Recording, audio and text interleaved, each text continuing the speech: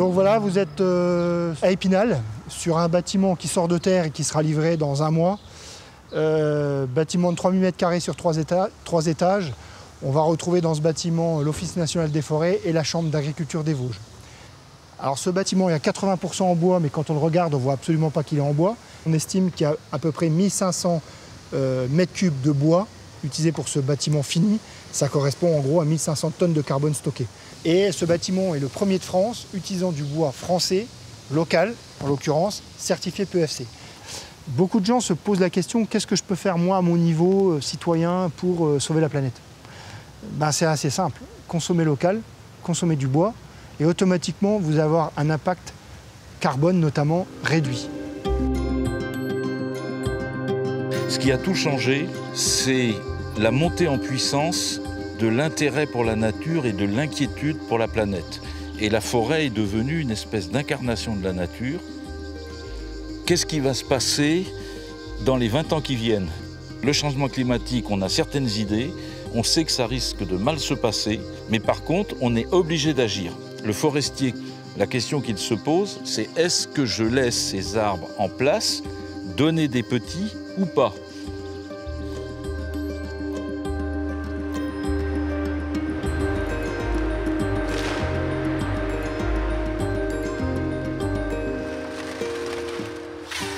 Donc là, nous sommes dans une forêt privée qui s'appelle la forêt de la Glissière.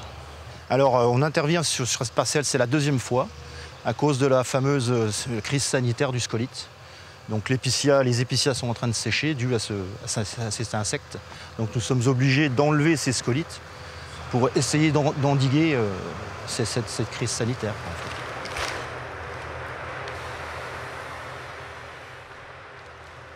Donc là, nous avons un arbre sain, vert. Donc on a l'impression que cet arbre est sain et en s'approchant, on s'aperçoit que l'insecte a déjà fait des trous. Donc ce qui veut dire que cet arbre est attaqué. On va essayer de voir si l'insecte est encore à l'intérieur. Voilà, on voit bien les galeries. Ici, on voit une larve. Donc, ce qui fait qu'on coupe des bois prématurément. En fait. Le scolite augmente les volumes de bois sur le marché.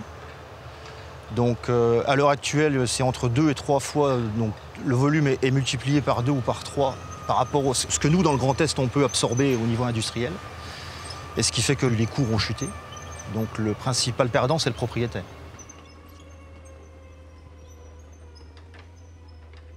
L'ips typographe, donc le scolite, il a toujours été présent dans les peuplements d'épicéas, c'est pas nouveau en fait, il est présent de façon endémique.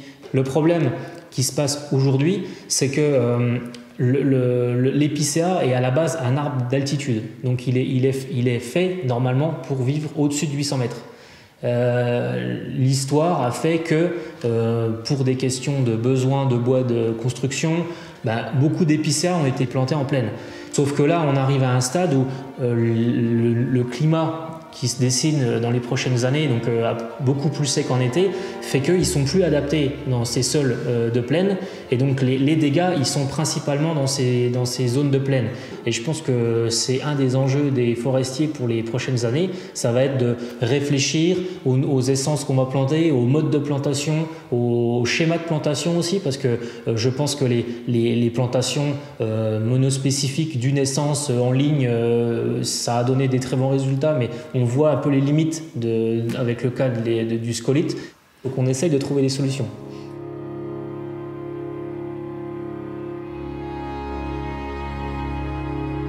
Il est évident qu'on ne fait pas la même chose en Aquitaine qu'en Rhône-Alpes, en Hauts-de-France, en Corse, etc. Donc chaque région a ses spécificités et on doit les connaître pour adapter notre discours et nos techniques à chaque cas de figure.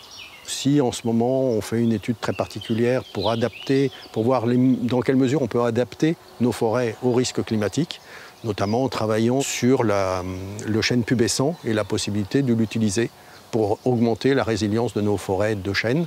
Il est naturellement présent en Pays de la Loire et même dans le nord de la France, alors que c'est une essence qui est réputée être du sud. Donc ça permettrait d'adapter sans bouleverser. Ça ne se fait pas en un coup de cuillère à peau, c'est long. On commence à être à peu près au bout Donc on doit avoir des conclusions d'ici 2021. Voilà. Mais vous voyez, on a commencé en 2007 par un bout de fil qu'on a commencé à tirer et à finir de développer la pelote, on arrive au chêne pubescent qui est une solution parmi beaucoup d'autres qu'on peut avoir et qu'il faut creuser aussi.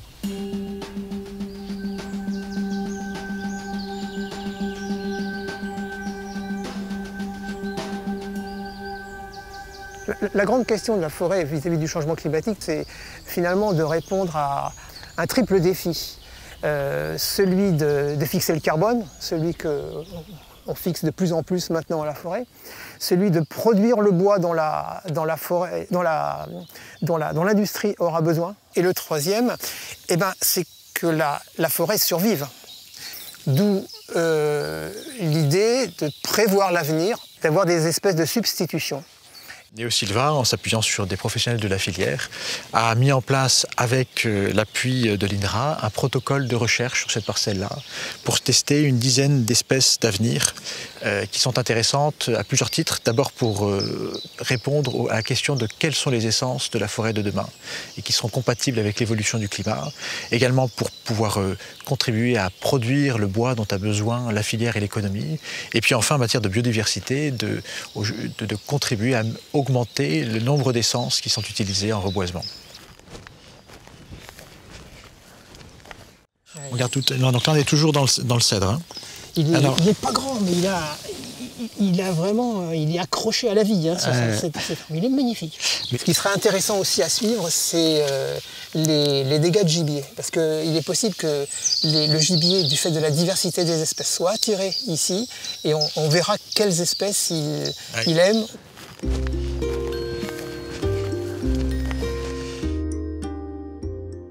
Alors effectivement, aujourd'hui, on est au XXIe siècle et la forêt est utilisée par tout le monde. Il y a énormément d'entités qui ont une relation à la forêt. Il y a des gens qui vont se balader, les chercheurs de champignons. Il y a bien entendu les forestiers qui récoltent.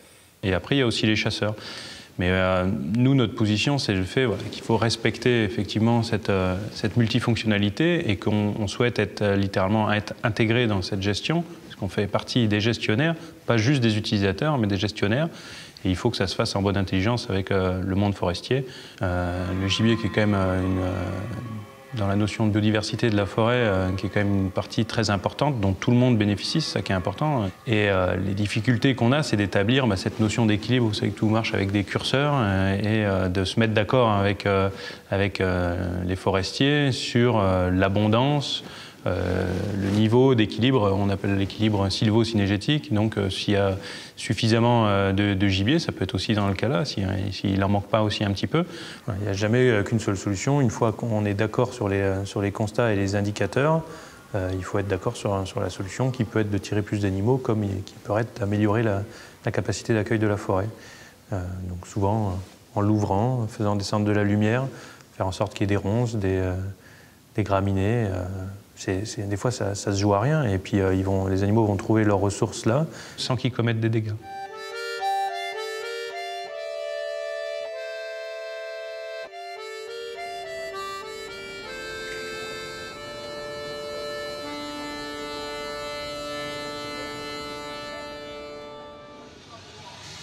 Alors aujourd'hui, la forêt est soumise à de nombreux enjeux complexes. Le principal, c'est le changement climatique.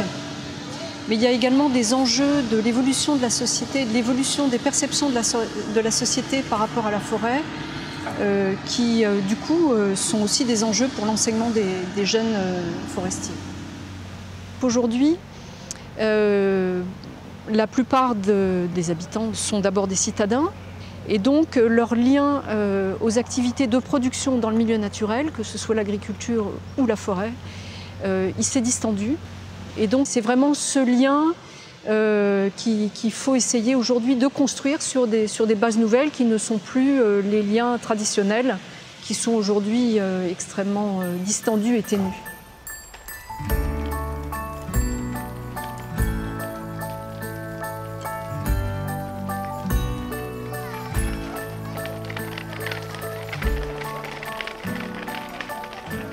Là, depuis que j'ai un jeune chien, j'essaye de venir, peut-être pas tous les jours, mais plusieurs fois par semaine.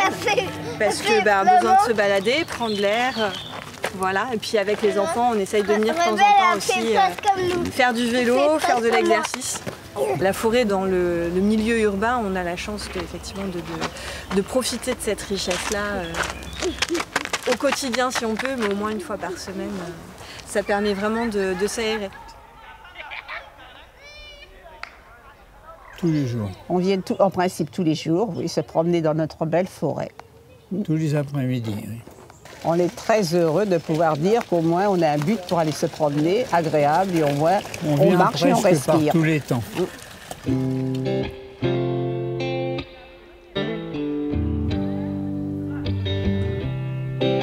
Alors l'Agence des espaces verts de la région Île-de-France gère 15 000 hectares autour de Paris en région Île-de-France, dont 10 000 hectares de forêt.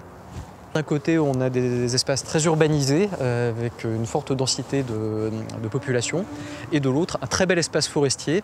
Et le rôle de l'Agence des espaces verts est justement de l'aménager, de l'ouvrir au public dans de bonnes conditions et d'assurer sa bonne gestion dans la durée. L'enjeu clé, c'est de trouver le bon équilibre entre les trois grandes fonctions des forêts. Il y a la fonction économique, la fonction écologique et la fonction sociale. Et c'est tout particulièrement la fonction sociale au sens de l'accueil du public qui est particulièrement importante dans une forêt périurbaine telle que la forêt de Bondy. C'est vraiment une opportunité pour les citadins pour pouvoir se reconnecter à la nature.